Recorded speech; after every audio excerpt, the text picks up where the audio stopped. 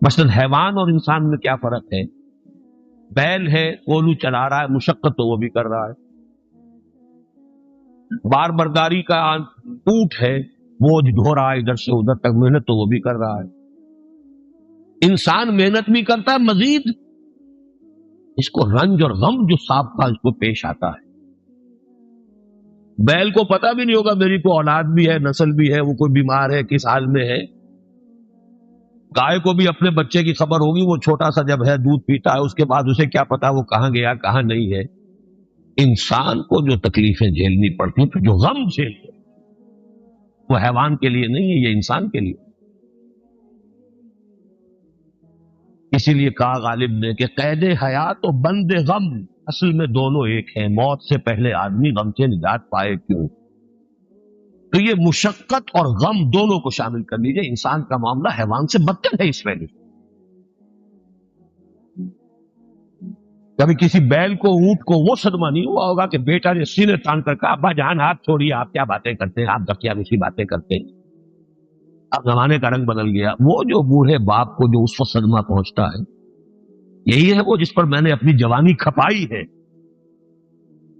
اس میں نے اپنے آپ کو انویسٹ کیا ہے. آج یہ میرے سامنے کھڑا ہو کر کیا کہہ رہا ہے؟ اور یہ تو میں نے بڑی ہلکی مثال دی ہے. گالیاں دینے والے بھی ہیں، ماں باپ کو قتل کرنے والے بھی ہیں. مرتا نہیں ہے بڈھا، یہ مرے تو مجھے یہ ساری جائیداد ملے اور مجھے آزادی حاصل ہو. یہ غم جو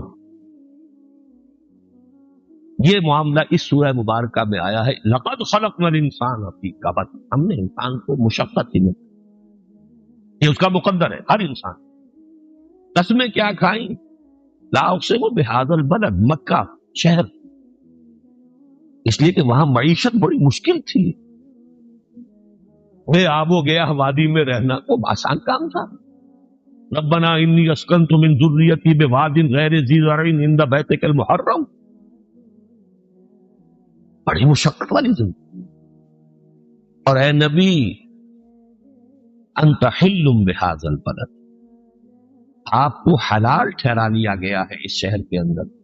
یہ دوسری مشقت ہے جو انسان جھیلتا ہے کسی مقصد کے لیے.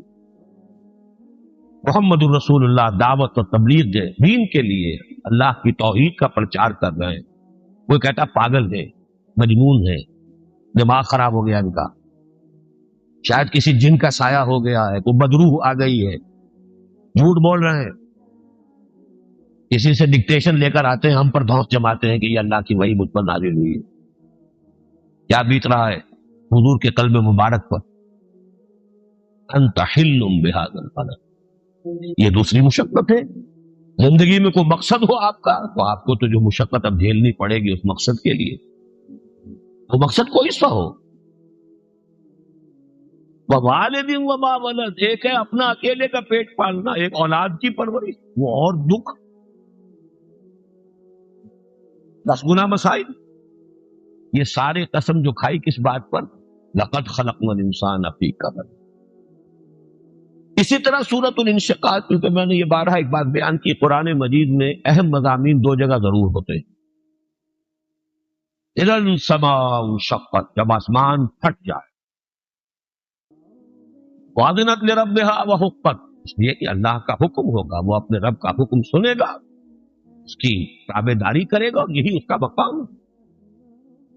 وَإِذَا الْأَرْضُ مُدَّتْ، اور جب زمین کو کھینچا جائے گا، وَأَلْقَتْ مَا فِيهَا وَتَخَلَّتْ، اور جو کچھ اس کے اندر ہوگا وہ باہر نکال پھینکے گی اور خالی ہو جائے. ہم بھی اسی کے پیٹ میں سے برآمد ہوں گے نا.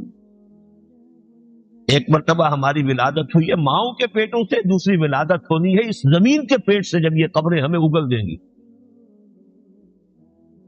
وَأَذِنَتْ لِرَبِّهَا وَحُقَّتْ، یہ حکم ہوگا اسے اس کے پروردگار کا، اسے اپنے رب کے حکم کی پاک مانگنا ہے، یہی اس کا مقام. یا ایھا الانسان انک کادح الی ربک کدحا فملاقیہ، اے انسان تجھے مشقت پر مشقت جھیلتے ہوئے، محنت پر محنت کرتے ہوئے ہی آگے بڑھنا ہے، اور پھر اپنے رب کے حضور میں پیش ہونا ہے. یہ اور مصیبت ہے، کسی اونٹ اور کسی بیل سے محاسبہ نہیں ہے. وہاں کیا کر کے لائے؟ جو مشقت تھی اس دنیا کی تھی، جھیل لی، ختم ہوئے، اب کوئی حساب کتاب تو نہیں. یہ اگلی منزل ہے انسان کی. ملاقی اپنے رب کے حضور میں حاضری بھی ہے، پھر جب سوال جواب بھی ہوگا. اسی لیے آخری پارے ہی کی پہلی صورت ختم ہوتی ہے نا، وَيَقُولُ الْكَافِرُ يَا لَيْتَنِي كُنتُ تُرَابًا. اس روز کہے گا کافر، کاش میں مٹی ہوتا، انسان بنا ہی نہ ہوتا. جسے آج ہم بہت بڑا شرف سمجھ رہے ہیں، شرف انسانیت. کاش کہ میں مٹی، یہ انسان کی حیثیت مجھے دی ہی نہ جاتی کہ میں آج یہاں کھڑا ہوں جواب دے گی. اور حضرت ابوبکر اس زندگی میں کہا کرتے تھے کاش کہ میں گھاس کا ایک تنکا ہوتا جو سوکھ جاتی ہے، جلا دی جاتی ہے، اس سے کوئی حساب کتاب نہیں ہے.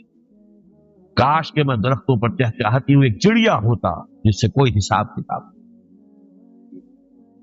یہ اگلا ہے، اس کی بھی اصل میں اسی لیے غالب کی جو عظمت لوگ مانتے ہیں تو کچھ باتیں ہیں جو تعبیرات ہیں. اب تو گھبرا کے یہ کہتے ہیں کہ مر جائیں گے، اب مر کے بھی چین نہ پایا تو کہاں جائیں، تو کدھر جائیں.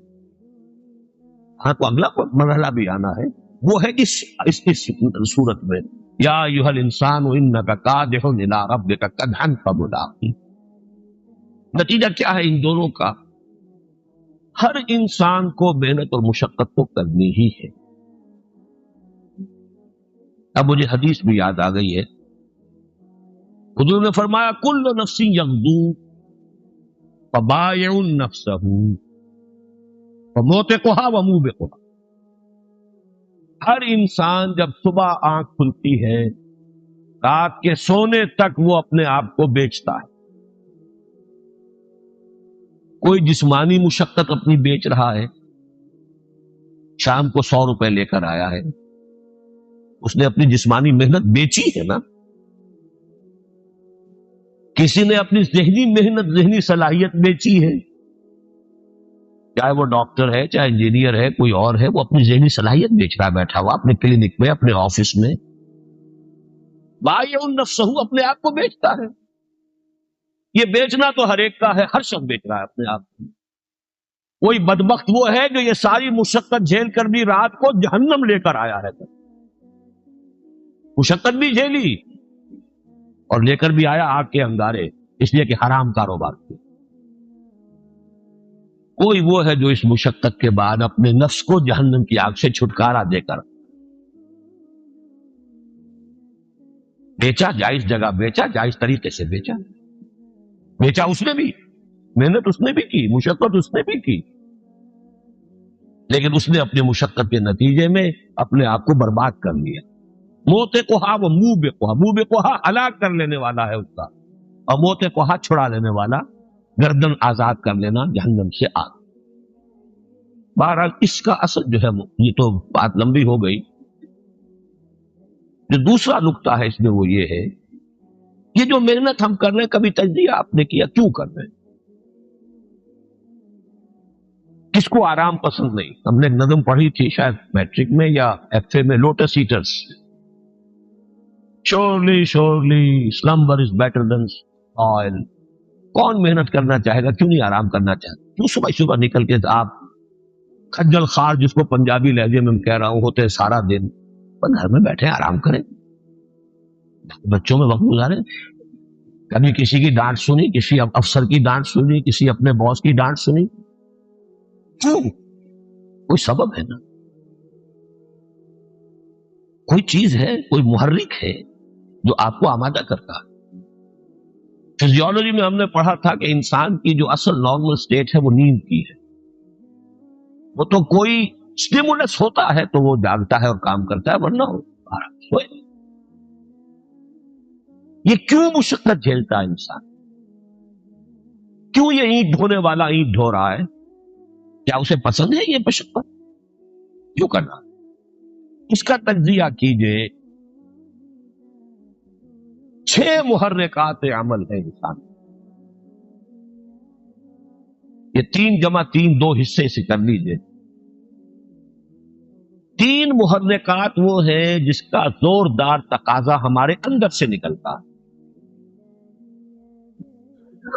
کسی کو کہنے کی ضرورت نہیں ہے، کوئی واعظ کی ضرورت نہیں، نصیحت کی ضرورت نہیں، تبلیغ کی ضرورت نہیں، وہ تو اندر کا تقاضا ہے، پیٹ کھانے کو مانگتا ہے.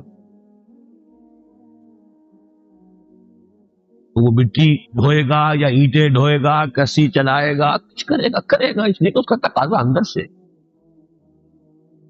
کسی کو کچھ کہنے کی ضرورت نہیں، اس میں تبلیغ کی ضرورت نہیں.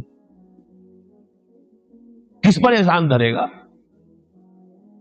کسی پر احسان نہیں دھر سکتا، وہ تو اس کا اپنا تقاضا. ایک جنسی تقاضا ہے، شادی کرے گا، ہر شخص کرے گا. کبھی آپ نے واعظ سنا ہے شادی ضرور کرو؟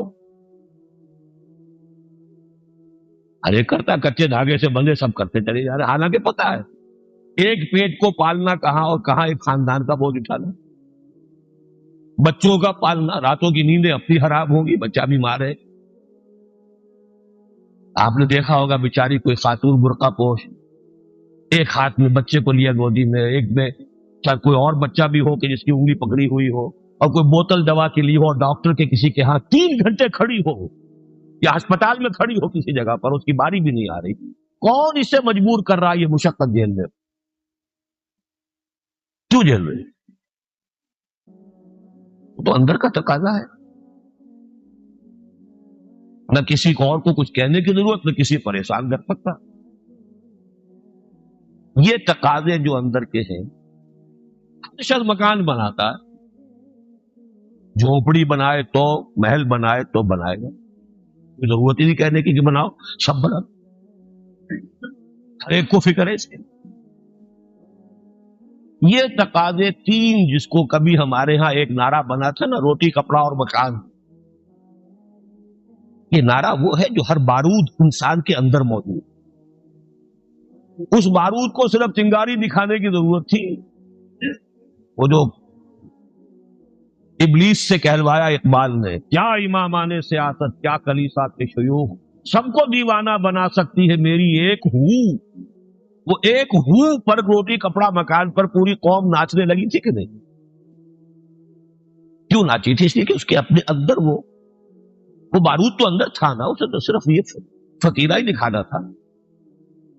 یہاں ایک نقطہ جو ہے بہت اہم ہے. روٹی کپڑا اور مکان، میں نے جو بات گنی تھی اس میں کپڑا نہیں آیا تھا، میں نے جنسی تقاضا کہا تھا، شادی. لیکن آپ کو معلوم ہے قرآن مجید زوجین کو ایک دوسرے کا لباس قرار دے. ہن لباس لکم وانتم لباس لہن، وہ تمہارے لیے بمنزلہ لباس ہے، تم ان کے لیے بمنزلہ لباس ہو. تو بات وہی بن گئی، روٹی کپڑا اور مکان. بنیادی تقاضے یہی ہے.